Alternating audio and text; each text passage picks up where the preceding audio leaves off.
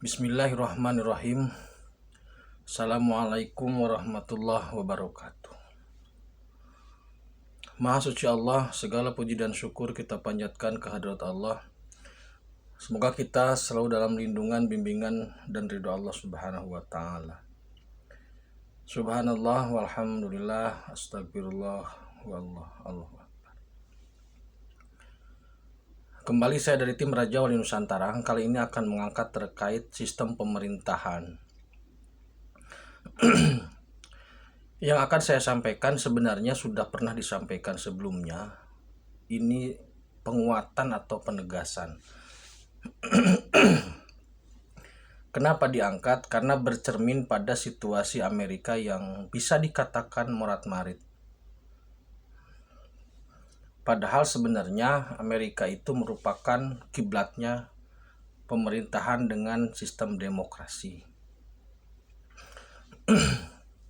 Jadi pada beberapa waktu yang lalu atau beberapa tahun yang lalu memang sempat terjadi diskusi antara Raja Wali Allah kemudian Sultan Hadiwijaya atau Joko Tingkir Mas Karebet dan juga Kanjeng Sunan Kalijaga dan Ki Kebo Kenongo. Dalam kesempatan itu berdiskusi terkait pola-pola atau sistem pemerintahan yang ada di dunia saat ini. Yang pertama itu sistem pemerintahan demokrasi. Sistem pemerintahan demokrasi itu mempunyai kelebihan dan juga kekurangan. Kelebihannya itu tingkat partisipasi masyarakat yang tinggi, karena setiap kepala atau setiap orang yang sudah memenuhi persyaratannya itu bisa memberikan atau memiliki hak untuk menentukan arah kebijakan negara. Sedangkan kelemahannya, sistem demokrasi ini biaya ekonominya dan juga biaya sosialnya sangat tinggi. Jadi kos politik, kos sosial juga kos ekonominya sangat tinggi. Sehingga rawan ketika seseorang sudah menduduki jabatan itu. Konflik atau resistensi terhadap konflik sosial juga tinggi. Sistem pemerintahan yang demokrasinya murni itu ada di Indonesia. Di Indonesia ini kalau pilpres itu setiap orang satu suara. Sedangkan di Amerika itu sistemnya perwakilan. Seumpama Bandung umpamanya itu memiliki jatah suara 10. Karena partainya hanya 2, maka yang 10 itu diperebutkan oleh 2 partai.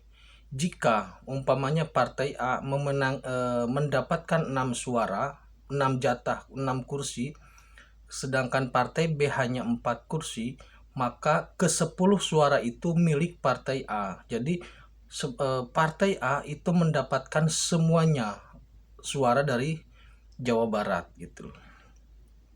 Atau dari Jawa Barat. Itu pola di Amerika. Jadi walaupun pilihan presiden langsung tetapi perwakilan. Makanya tidak aneh pada saat pemilihan antara Trump dan Hillary tahun pemilu sebelumnya, Hillary menang suara tapi kalah di perwakilan. Nah, jadi karena dalam demokrasi suara rakyat yang menentukan, maka ada kelebihan dan kekurangan seperti yang saya sampaikan tadi. Dalam demokrasi jumlah itu sangat utama. Jadi kebenaran itu menjadi relatif, tapi jumlah bisa menjadi mutlak. Walaupun dalam demokrasi Pancasila ada musyawarah mufakat, tetapi biasanya karena kepentingan yang tinggi, musyawarah mufakat menjadi jarang digunakan. Malah seringnya adalah voting. Ketika sudah voting, maka benar dan salah bukan lagi ukuran, yang penting jumlah dalam jumlah kekuatan suara itu. Di DPR seperti itu. Yang kedua, sistem pemerintahan itu monarki parlementer. Monarki parlementer ini atau kerajaan, tetapi rajanya itu hanya sebatas simbol negara, sedangkan yang menjalankan pemerintahan itu adalah Perdana Menteri. Contoh paling dekat di negara tetangga kita itu Malaysia, itu monarki parlementer. Ada juga yang lainnya seperti di Inggris. Jadi yang simbol negaranya adalah raja, tetapi yang menjalankan pemerintahan adalah Perdana Menteri. Yang ketiga, ada monarki absolut. Kalau monarki absolut itu kekuasaan penuh ada di tangan raja. Monarki absolut ini contoh realnya adalah yang dekat itu Brunei Darussalam. Kemudian yang lainnya ada Arab Saudi dan ada beberapa yang lain. Oman dan beberapa yang lain. Kita ambil contoh aja itu 2. Dalam monarki absolut, itu kelebihannya, jika rajanya baik, maka masyarakatnya sejahtera, toto tentem kertora harjo gitu loh. Tetapi jika rajanya tidak baik atau dolim, maka seumur raja itu bertahta, rakyat akan tersiksa. Gitu. Karena kekuasaan raja di situ mutlak. Nah, monarki absolut ini biasanya keabsolutannya atau kemutlakannya itu disandarkan pada keyakinan atau keimanan gitu loh. Jadi negara yang menggunakan sistem monarki absolut, kepatuhan mutlak terhadap raja itu disandarkan kepada keyakinan. Nah, keyakinan seperti apa? Keyakinan yang dimaksud adalah yang pertama,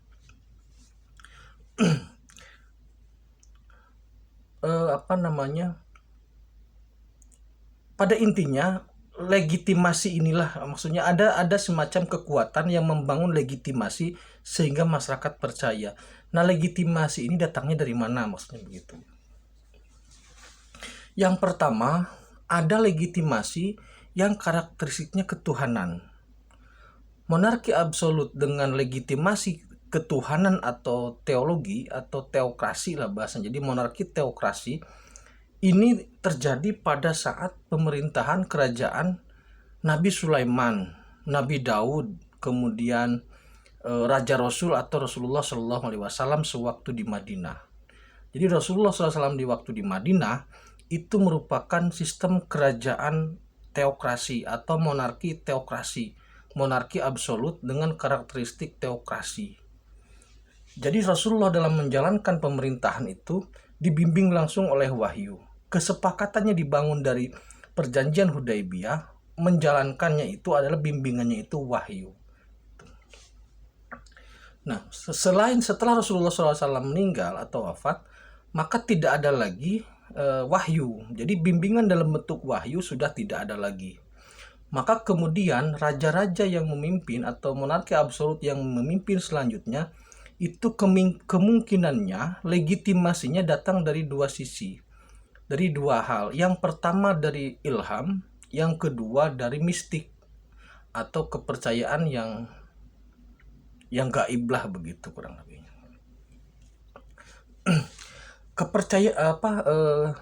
Legitimasi atau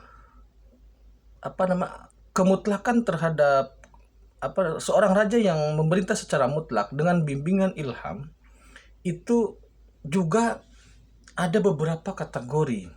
Kategori ilham yang pertama, seorang raja, karena gini, tidak semua raja bisa tembus spirit ya. Jadi ilham di sini bisa jadi kemampuan sang raja, seorang raja dalam memahami tafsir-tafsir Quran atau memahami Al-Quran secara baik. Gitu. Itu kalau yang kerajaannya Islam, gitu loh.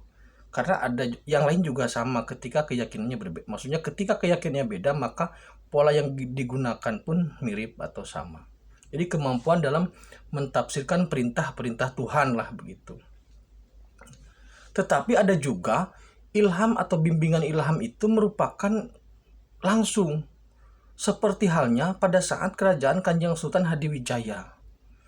Pada saat Kanjeng Sultan Hadiwijaya memimpin di Pajang itu bimbingan ilhamnya datang melalui Kanjeng Sunan Kalijaga.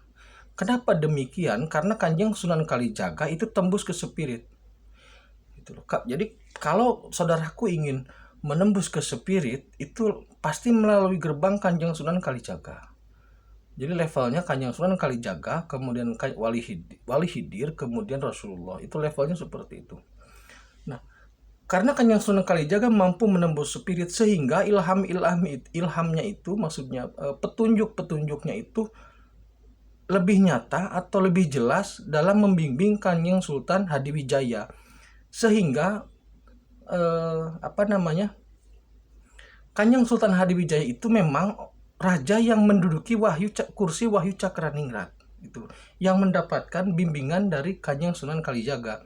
Jadi yang pemilik Wahyu Cakraningrat itu adalah Kanjeng Sunan Kalijaga. Legitimasi kekuasaannya dari beliau. Nah, setelah Kanjeng Sultan Hadiwijaya meninggal, selanjutnya tidak ada lagi raja-raja Jawa yang dibimbing oleh ilham melalui Kanjeng Sunan Kalijaga. Legitimasinya berubah, gitu loh. Walaupun memang pemerintahnya berlanjut, namun legitimasinya berubah. Legitimasinya itu lari ke selatan, gitu loh. Ini fakta spiritnya begitu. Raja-raja Mataram kemudian, karena ketidakmampuan dalam menggapai Kanjeng Sunan Kalijaga, maka legitimasinya itu bukan lagi ilham, tapi mistis. Itu ke selatan, itu real. Makanya banyak cerita dalam legenda atau dalam cerita-cerita masyarakat Jawa, terjadinya pernikahan atau perkawinan antara raja-raja Jawa dengan Ratu Pantai Selatan. Entah itu perkawinan dalam makna simbol atau dalam kenyataan di spirit, yang jelas ketika ternyata raja-raja Jawa tidak mampu menembus spirit sampai ke Kanjeng Sunan ataupun sampai ke atas lah, ke langit, maka legitimasinya itu tidak lagi dari sistem teokrasi atau teologi, bergeser menjadi legitimasinya menjadi mistik, gitu loh. Kenapa legitimasi itu dibutuhkan? Karena seorang raja itu harus memiliki kekuatan dalam sabda.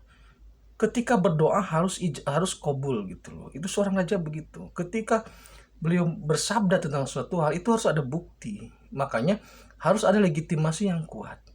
Karena legitimasi ini dapat membangun kepercayaan umat atau masyarakat atau rakyat terhadap rajanya.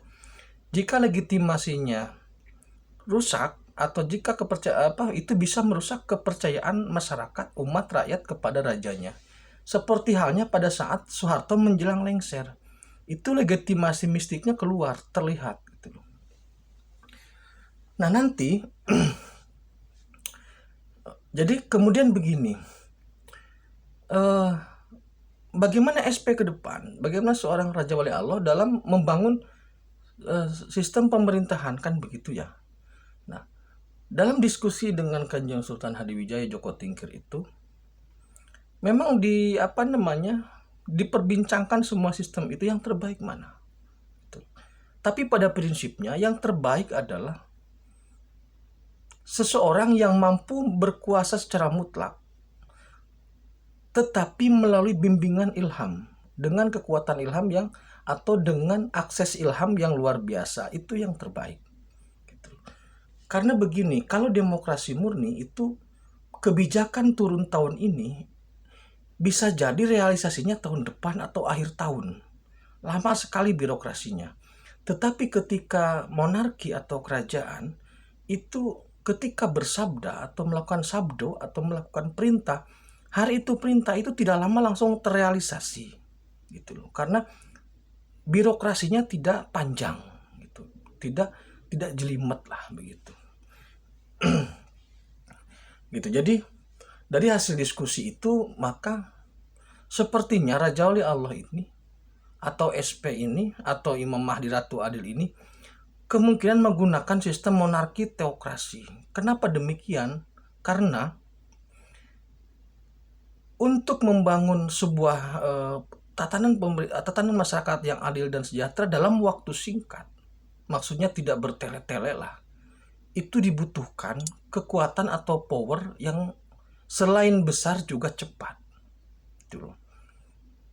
Yang kedua, karena SP atau Raja Wali Allah ini mempunyai akses yang bagus lah, atau apa ya bahasanya, memiliki akses ke langit, sehingga ilham itu sangat mungkin didapatkan untuk membimbing atau untuk mengawal Raja Wali Allah ini. Jadi nanti Raja Wali Allah 01 ini akan dibimbing secara spirit untuk kekuasaan atau kursi oleh Kanjeng Sultan Hadiwijaya yang memegang Wahyu Cakraningrat dari Kanjeng Sunan Kalijaga. Jadi pemiliknya Kanjeng Sunan Kalijaga, tapi dipegang oleh Kanjeng Sultan Hadiwijaya atau Joko Tingkir. Tetapi untuk bimbingannya langsung dari langit. Nah, itu bagaimana nanti polanya kan itu. Kita lanjutkan di video berikutnya ya. Terima kasih. Akhirul kalam. Assalamualaikum warahmatullahi wabarakatuh.